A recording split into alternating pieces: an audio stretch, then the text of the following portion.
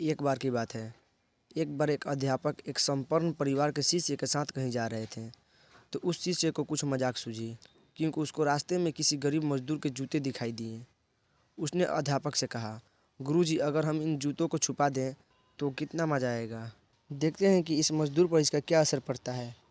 अब उसको तो मजाक सूझ रहा था, लेकिन गुरुजी ने कहा कि नहीं, गरीब इंसान के साथ इस तरह का भद्दा मजाक करना ठीक नहीं है। उसने कहा, क्यों ना हम इन जूतों में कुछ सिक्के डाल दें और देखें कि इसका इस गरीब मजदूर पर क्या प्रभाव पड़ता है। उन्होंने ऐसा ही किया। जैसे ही मजदूर अपना काम करके लौटा और उसने एक पाँव अपने जूते में डाला तो उसको कुछ कठोर सा महसूस हुआ। उसने अंदर हाथ डाला तो उसको कुछ सिक्के दिखाई दिए। वह थोड़ा सा आश्चर्य में पड़ गया। आसपास किसी को देखा तो कोई भी दिखाई नहीं दिया।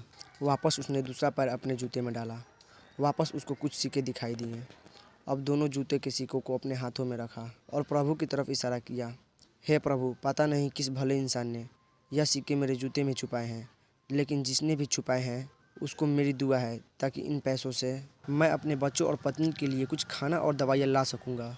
और इतना बोलकर वह वहाँ से चला गया। इस बात को शिष्य और अध्यापक दोनों सुन रहे थे।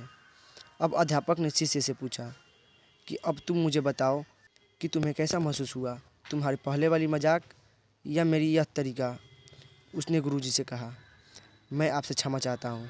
अब मुझे समझ आ गया कि सच्ची खुशी किस चीज़ में है। जब हम किसी की मजाक उड़ाते हैं तो हमें कुछ पल का आनंद मिलता है, लेकिन इससे हमें बद्दुआ भी मिलती है।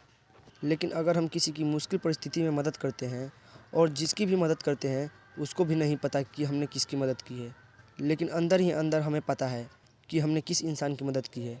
और सच्ची खुशी है जब हम दूसरों की खुशी देते हैं तो हमें सच्ची खुशी मिलती है। इस तरह की खुशियाँ बांटते रहिए और लोगों को मदद करते रहिए। आपका कीमती समय देने के लिए दिल से शुक्रिया।